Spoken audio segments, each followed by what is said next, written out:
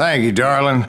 It's interesting how the truth can sometimes seem might malleable, depending upon your point of view.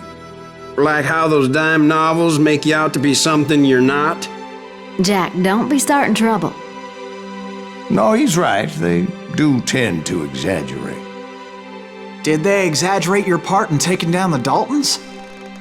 Well, I was there in the flesh, boy, so I saw what happened firsthand.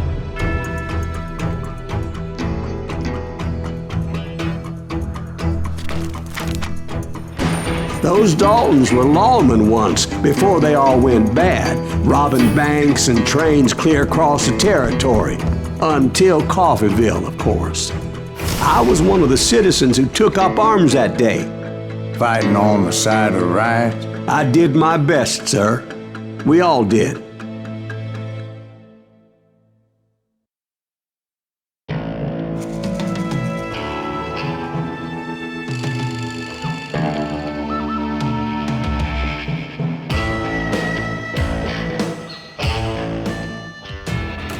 It was early morning.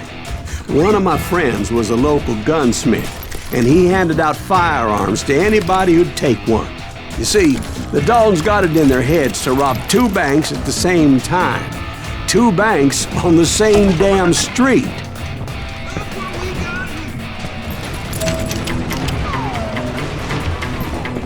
Story was Bob Dalton's girl was always riding him about how he had no ambition. Oh, you're nobody next to Jesse James, she'd say. Finally, the bastard took his brothers to Coffeeville just to shut her up. Well, the locals recognized the Daltons right off. Before they could get away, half the town took up arms to defend their property. Their first mistake was pulling a job in their own damn hometown. The boys grew up in Coffeeville, so everybody knew them. The bank teller tricked them, telling them the time lock on the safe wouldn't open till 9:30.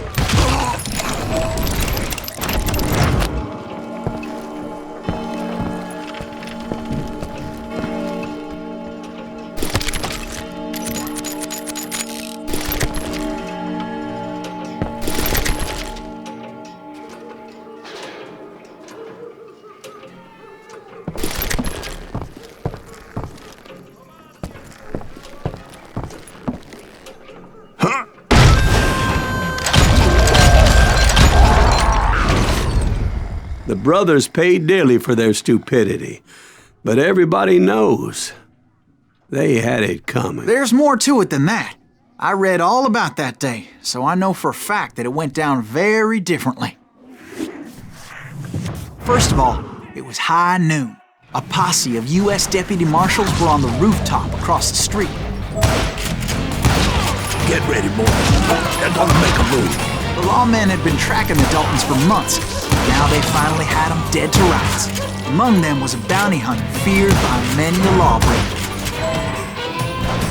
This man had no intention of letting the Daltons slip away. The marshals tried to get the Daltons to surrender. They'll give up eventually. We just gotta wait to suck the bitches out. This bounty hunter knew that the brothers were far too proud to ever lay down their guns.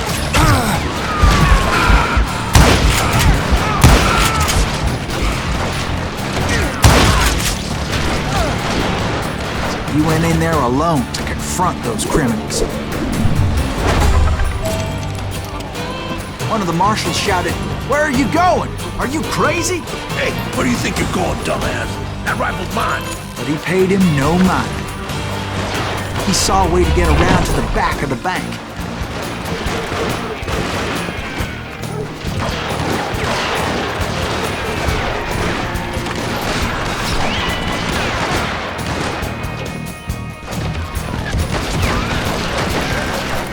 Then he figured out how to hit the Daltons from a direction they weren't expecting.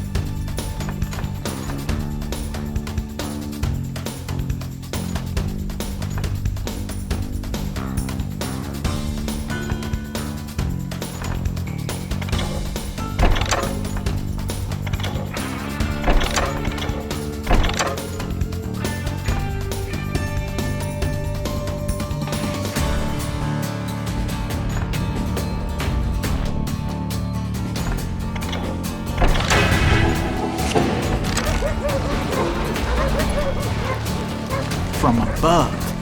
Fortunately, a water tower was right there.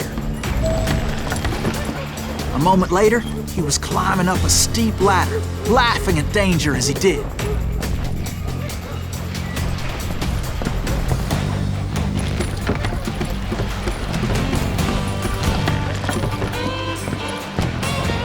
was brave men like him who risked their lives to tame this wild country.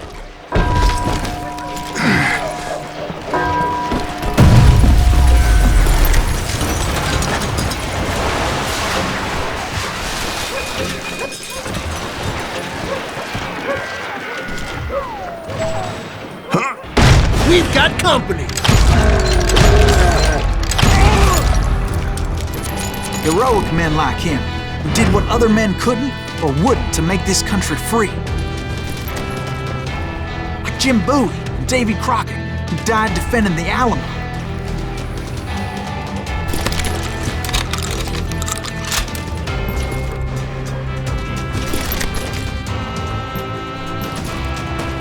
Is that Silas Greaves? Son of a bitch!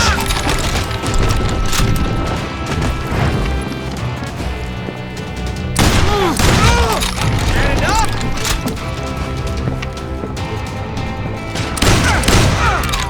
This plan cannot fail!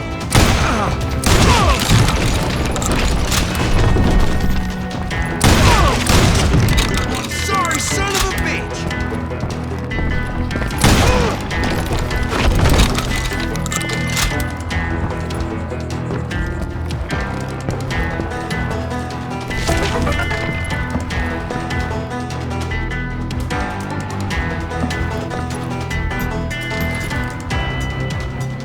Over there!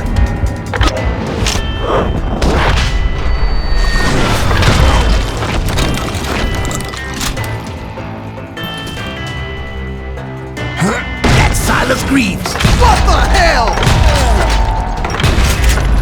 Blam! Blam! He came away victorious, taking down those thieving Daltons.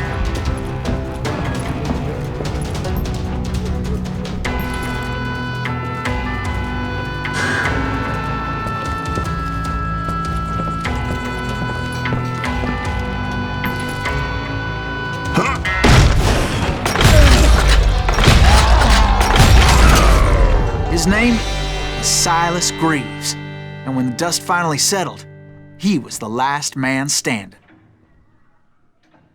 Sorry, kid, but that just wasn't the way it happened.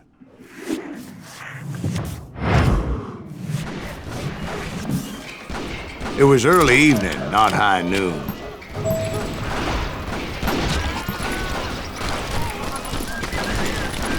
I was late to the party and Coffeyville was already up in arms. The Daltons blew up a safe and were all set to hightail it out of there.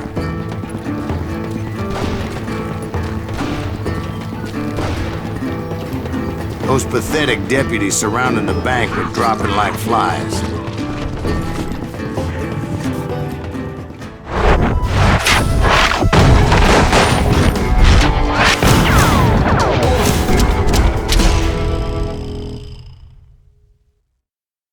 I'd been tracking those jokers for months, waiting for them to do something reckless. In for the And finally, they did. Those stupid bastards decided to rob two banks at the same time in the same town where everybody knew them. But they still had friends in Coffeyville. Now you're in trouble. You're gonna need a cannon.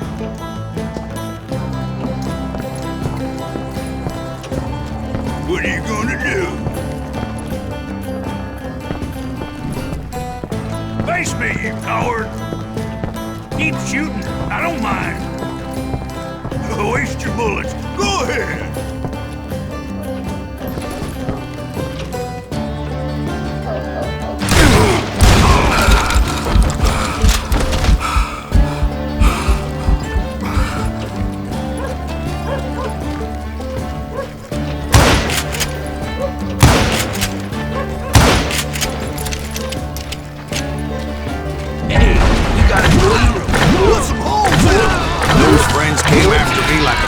Wild dogs, tooth and nail. They were coming at me from all directions.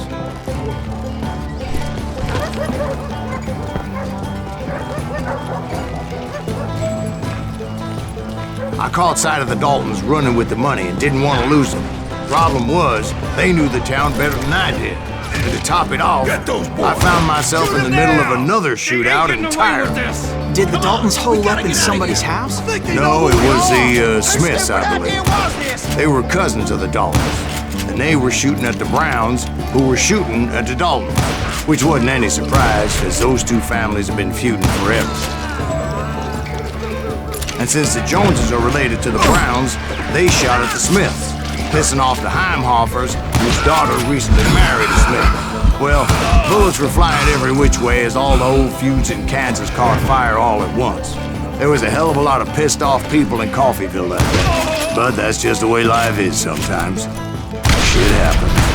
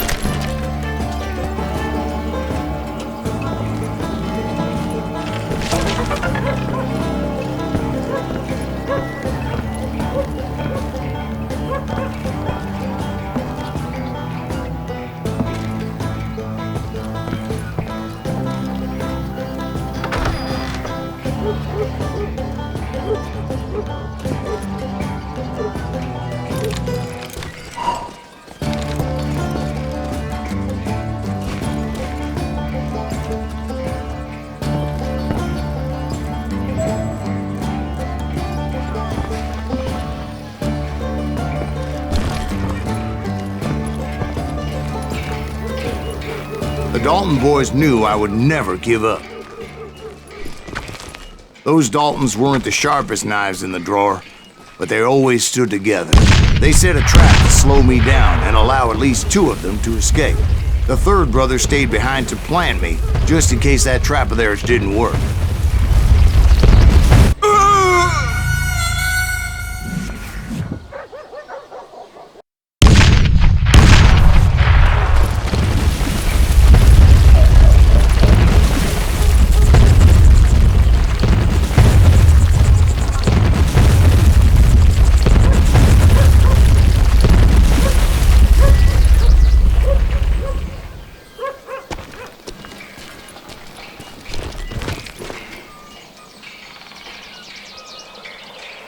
It was Emmettt, the youngest, and he decided to stand his ground and face me down. I ain't afraid of you, Silas Greaves. This is where it ends for you. He was determined to protect his brothers. I understood how he felt. Taking me on all by his lonesome wasn't exactly a recipe for a long life. It's hog killing time.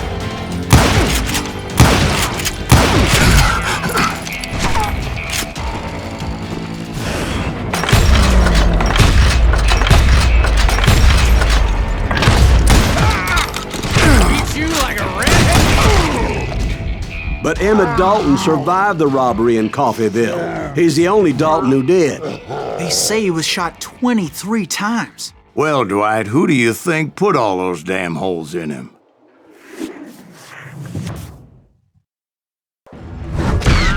But I have to admit, that boy had grit.